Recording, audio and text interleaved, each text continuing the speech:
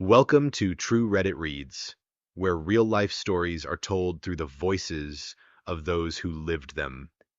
Today I'm going to share a story about power pain and revenge about a prison warden who turned personal loss into cruelty, and how I, an employee within the system, was pulled into a dangerous game with consequences that could destroy a life. This is not a fictional tale. It happened in real life where people can become ruthless out of grief and despair. So sit back and prepare for a journey that takes you from fear to determination, from silence to justice. Chapter 1: The Tragic Day the Warden's Daughter. I used to be a guard at the prison, and that day everything changed completely. Our warden decided to bring his 10-year-old daughter into the facility just so she could see where her dad worked. At first I thought it was harmless, but in a single moment of negligence, the girl wandered out into the corridor. 10 minutes later, when he discovered it, she was lying there, blood streaming across her head, her clothes loose and disheveled. He held her, repeating over and over, "Daddy's here, sweetheart. I'll protect you for hours on end." That scene, the image of absolute despair, haunted me so deeply that I would never forget it. From that moment on, the warden became a completely different person. He was obsessed, determined to find out who was responsible. He didn't rest for a single day, throwing himself into work, interrogating every inmate, every staff member.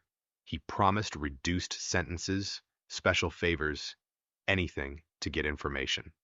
I witnessed him collapse in the middle of interrogations, then pound his own head against the wall, just to push through the unbearable mental anguish and continue with the next interviews. He rounded up anyone who showed the slightest sign of suspicion, threatening them with solitary confinement beatings or dismissal if they were staff. He forced one inmate to wear a tracking mic in the exercise yard, threatening an additional 2 years in prison if he refused. Everything was spiraling out of control, yet no one dared to intervene. In the following days, I saw the warden drunk, clutching my arm tightly, saying, "Today is the beginning of the end." He decided to feed the inmates only every other day until the truth was uncovered. The result was violent unrest in the prison, and anyone who spoke up against it became a target for punishment. Some staff members, myself included, felt tormented, but he used our families to threaten us forcing compliance. I remember clearly he would walk around the prison every day, whether high on drugs or drunk, knocking on cell doors, begging someone to reveal the truth about his daughter. When that failed, he even began threatening the prisoners' children, describing in chilling detail exactly what he would do if they didn't talk. In my eyes, justice had turned into a nightmare. A desperate father had transformed himself into a villain, and I, caught in the middle, was both witness and victim of the psychological torment he had created. Chapter 2: The Dark Path When Justice Becomes a Game. The next day, I began to realize that everything had spiraled completely out of control. The warden was no longer a normal administrator. The pain and obsession had transformed him into a manipulative powerhouse. He didn't interrogate mindlessly.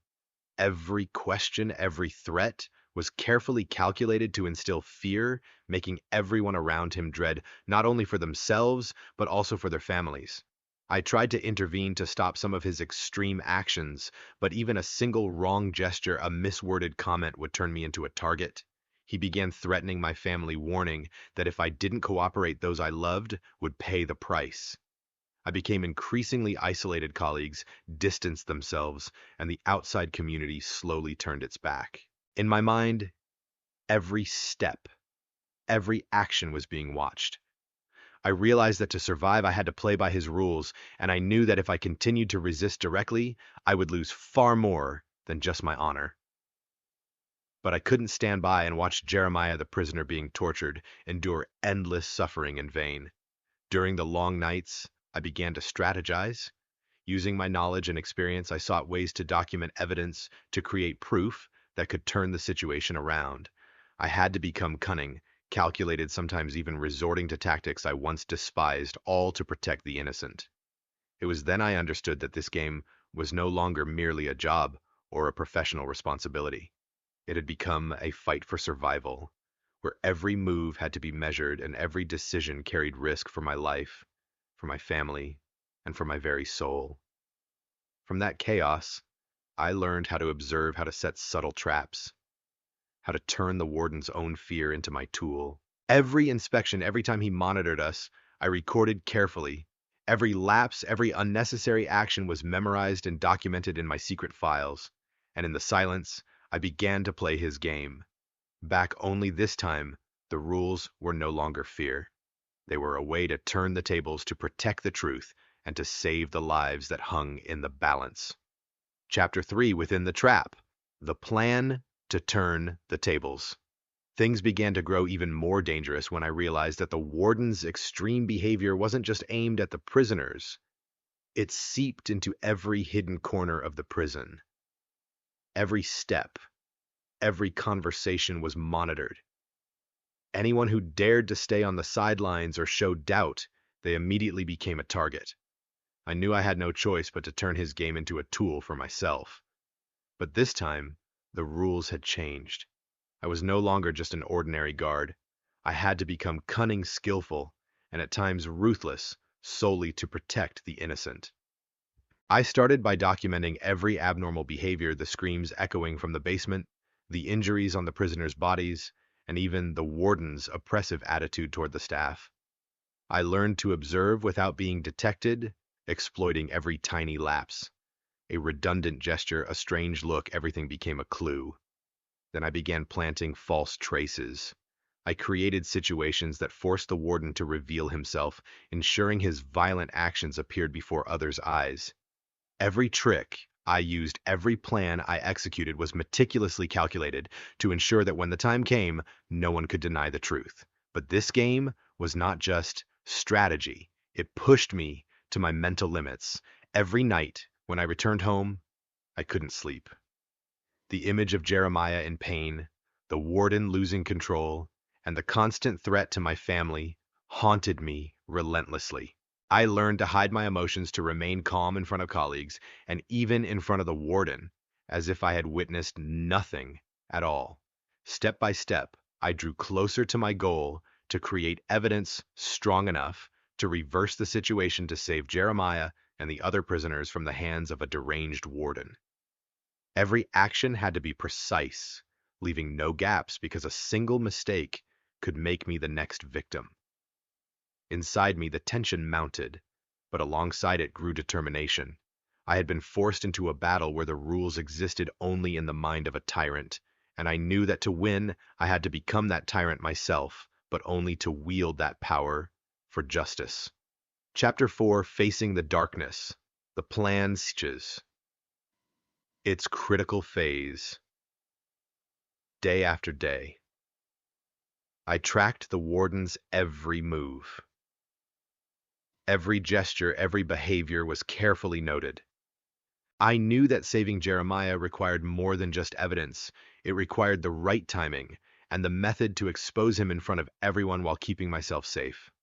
One afternoon, when everything seemed normal, I noticed an opportunity. The warden had a habit of inspecting the cells on an almost fixed schedule. I began marking the times he would be away when other staff weren't paying attention. Each moment, I recorded strange noises, screams, echoing from the basement, flashes of light through the cracks in the doors. Everything became crucial evidence, but observation alone wasn't enough. I had to act with precision.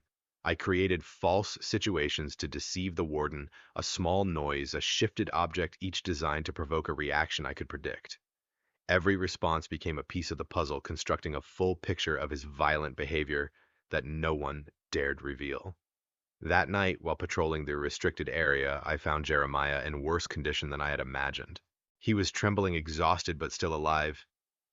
The sight struck me to my core, equal parts tense and furious. I knew that if I didn't act immediately, he might not survive the night. I decided to take greater risks. I began creating physical evidence. Some tools in the basement were marked. Minor internal reports were carefully altered so that upon inspection, they would point directly to the warden's misconduct. every step had to be flawlessly executed because a single mistake could collapse the entire plan and make me the next target. At the same time, I started secretly contacting a few trustworthy colleagues. They also sensed the warden's madness and agreed to help, but only silently. No one could know the full picture. Each person was just one small piece of the larger plan. Everything unfolded like a tense chess game.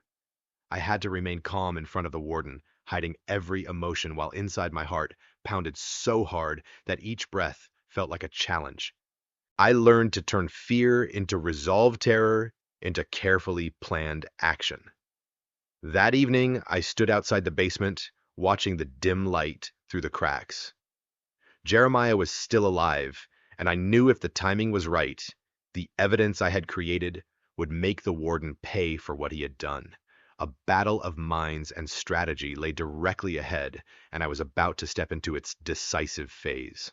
Chapter 5, The Final Move, The Counterattack. The next day I woke with a mixture of anxiety and determination.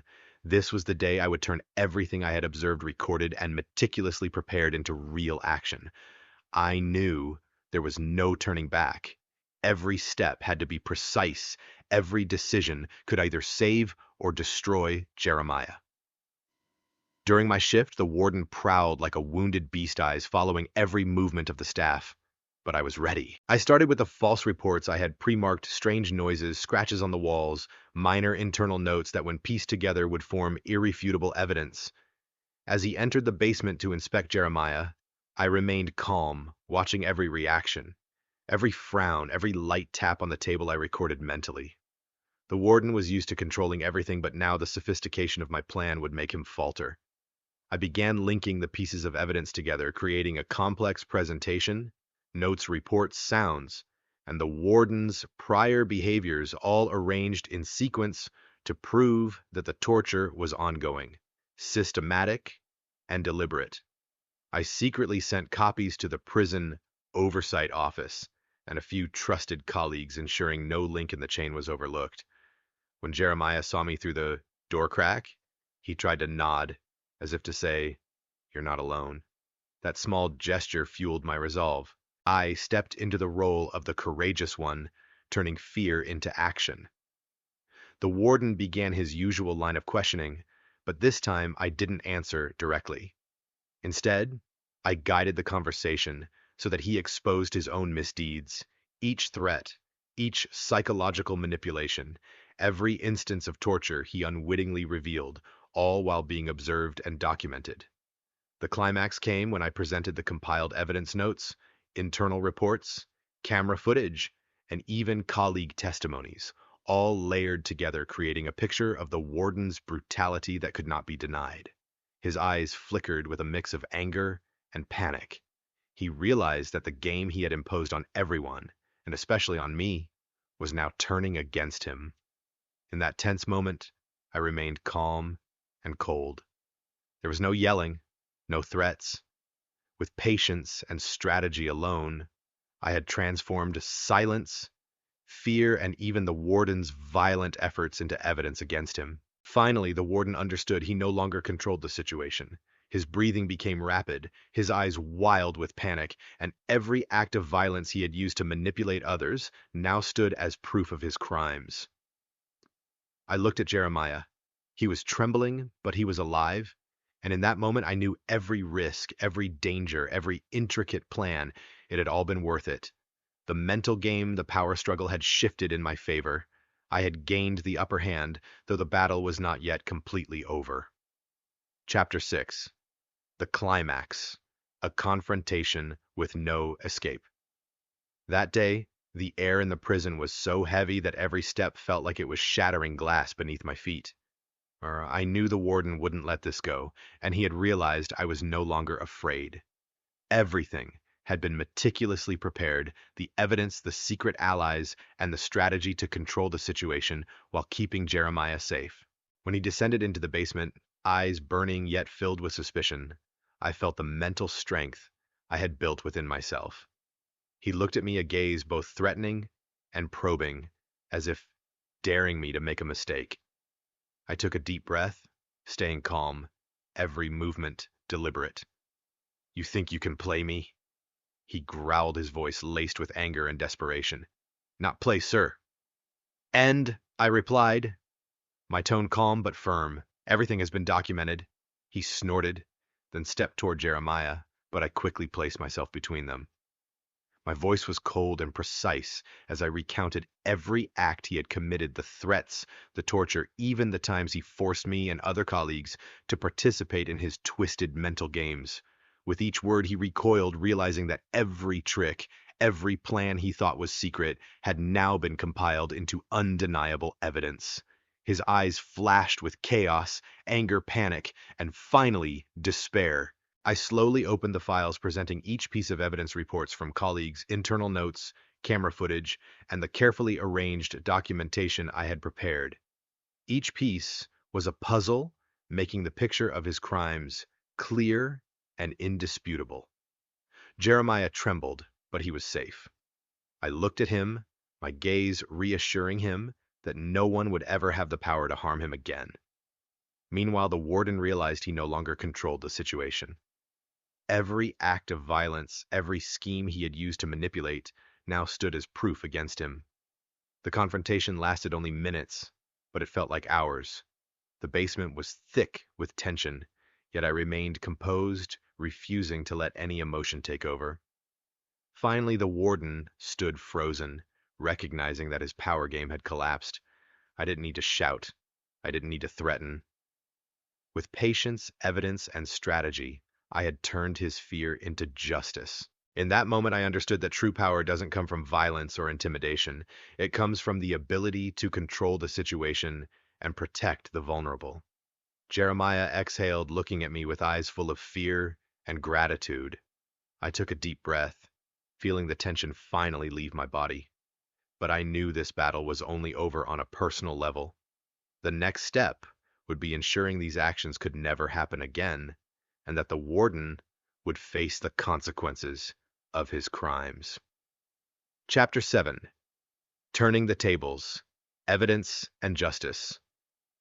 After the confrontation in the basement, I knew that, unless there was concrete evidence, the warden would never face consequences. I began compiling everything: internal reports, camera footage, colleague testimonies, and the journals I had meticulously kept. Every detail was a link to prove his brutal actions.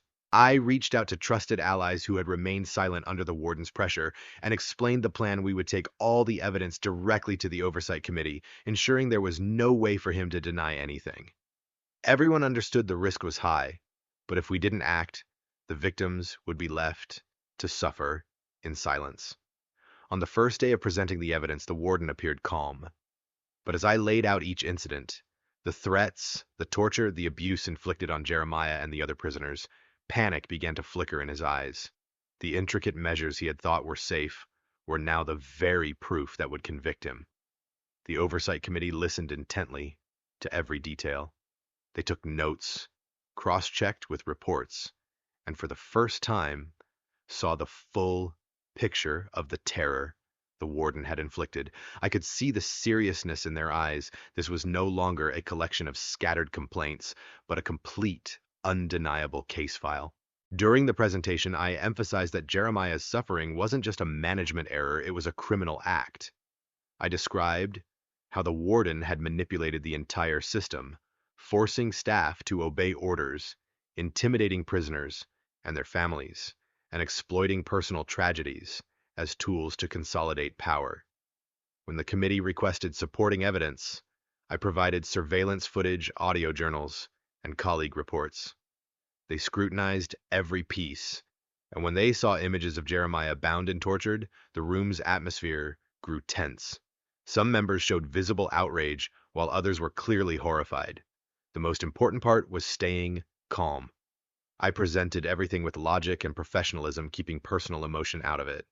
In doing so, I turned the warden's fear and guilt into leverage for justice. After hours of review, the committee concluded that a criminal investigation was necessary, along with a full audit of the prison management system. The warden was immediately suspended, barred from accessing any prisoners.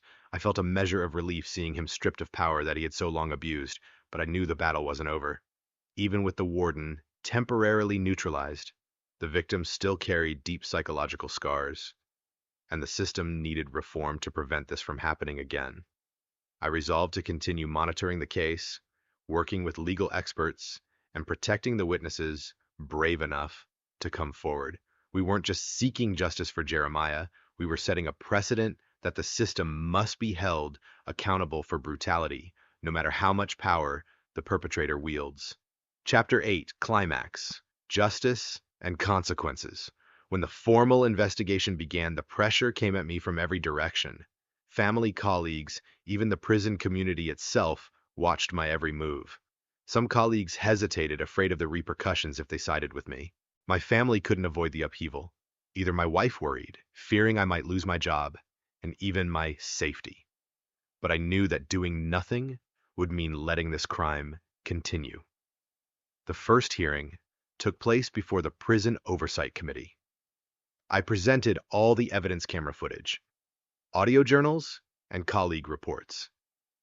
Every detail was cross-checked with inmate records and direct witness statements. As I described the torture Jeremiah had endured, a few committee members visibly recoiled. The tension in the room was palpable, stretched tight like a violin string, every eye fixed on my every word and movement. The warden appeared at the hearing, still trying to maintain composure, but the signs of stress were obvious. He attempted to justify his actions, calling them necessary disciplinary measures and insisting they were to maintain prison order. But as the videos and medical notes flashed on the screen, his eyes flickered nervously, his composure faltered, and his words became increasingly clumsy. One of the hardest parts was proving criminal behavior when there were no direct external witnesses. I had to present indirect evidence, describing chains of actions, the warden's psychological shifts, and the domineering attitude he used to manipulate both staff and prisoners. The logic and detail in the files left the committee with no choice but to acknowledge the reality of what had occurred. During the hearing, a colleague who had remained silent out of fear finally stood up to testify. He recounted the exact orders, threats, and brutality the warden had enforced. His courage triggered a domino effect. Several others followed, sharing their experiences. I felt some of the weight lift watching as the truth finally came to light. The committee immediately suspended the warden, barring him from any contact with prisoners, and launched a criminal investigation. Every past action was scrutinized, from Jeremiah's torture to the intimidation of staff. I knew that while justice could not erase the pain entirely, this was a critical step to ensure the system could no longer tolerate such crimes.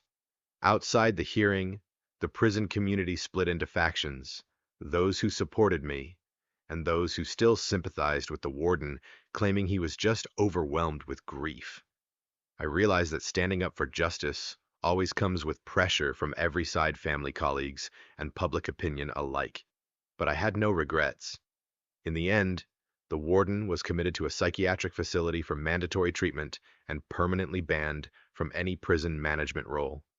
The prisoners who had been tortured received medical and psychological care, and I continued to monitor their recovery. Slowly, the prison community began to change, gradually recognizing that absolute power could never be tolerated when paired with violence. I stood there, watching the warden leave the hearing in his custody uniform, realizing that although justice had been partially served, the consequences of his cruel actions would leave deep marks on all of us. But at the very least, this time, the truth had been revealed and the crimes could no longer be hidden. Chapter 9, Consequences and Recovery. After the warden was suspended and committed to a psychiatric facility, the atmosphere in the prison slowly began to shift. Inmates felt less fear, and staff realized that silent complicity only allowed atrocities to continue. I began to notice small but meaningful changes. Some colleagues dared to speak up when witnessing misconduct, and oversight procedures became stricter. But for me, nothing returned to normal. The pressure and stress had left deep scars in my mind. At first, I couldn't sleep, haunted by screams from the basement with images of Jeremiah being tortured constantly replaying in my head. My wife had to remind me repeatedly to eat and sleep properly because I often lost myself in the obsession with justice. Jeremiah was moved to a medical isolation unit and received specialized psychological care. I kept in touch to ensure he was recovering, but the physical and psychological wounds wouldn't vanish overnight. He remained tense, anxious around new staff, and sometimes panicked at sudden noises. I knew that, even though I had won the legal battle, the warden's cruelty had left long-lasting marks. Meanwhile, my personal life also bore the weight of these events. My family was shaken. My wife feared potential threats. My son couldn't fully understand what had happened, and some colleagues turned against me, believing I had betrayed the warden. We had to move, seeking a safer environment away from the ex-warden's influence. My new job carried less authority and prestige than before, but it brought a sense of security and peace I had never experienced. Over the following months, I participated in prison management training programs and system reforms. I helped establish transparent reporting channels, rigorous internal inspections, and psychological support for inmates. The prison community gradually recognized that unchecked power inevitably leads to cruelty. Justice for Jeremiah became a cautionary lesson for all staff. My relationships with colleagues also shifted. Some who had been hesitant began to trust me more as they saw my efforts to improve the system rather than pursue personal revenge. I realized that standing by one's principles, even at personal cost, was the only way to ensure justice was truly upheld. Eventually, I devoted time to taking care of myself. I attended therapy, learned to manage stress, and confronted my lingering trauma. The haunting memories of Jeremiah's ordeal and the fear of the warden gradually receded, though the memory of that terrifying day would never fade. I accepted that perfect justice does not exist, but standing up and doing the right thing was the only way to avoid becoming complicit. Looking back, I realized that every loss leaves a mark, but from those losses, we, Jeremiah Furry, and the brave staff who spoke up, learned the value of courage and responsibility. Recovery wasn't just personal, it was systemic, ensuring that such cruelty could never recur. In rare moments of peace, I understood that justice isn't merely punishing the guilty, it's about ensuring that pain is not passed down from one generation to the next. I chose to act even at a personal cost, and because of that, at least a part of the darkness was lifted. And that's my story, a journey from witnessing cruelty, enduring pressure, to finding a way to act and protect justice. Not everything is perfect. Not everyone fully recovers. But through pain and hardship, we, the ones who once stayed silent, found our voices, learned to face fear, and stood up to change the system. If this story moved, you share it, hit like and subscribe to True Reddit Reads so you won't miss the next real Reddit drama where the truth is told directly, unfiltered, and with full emotion.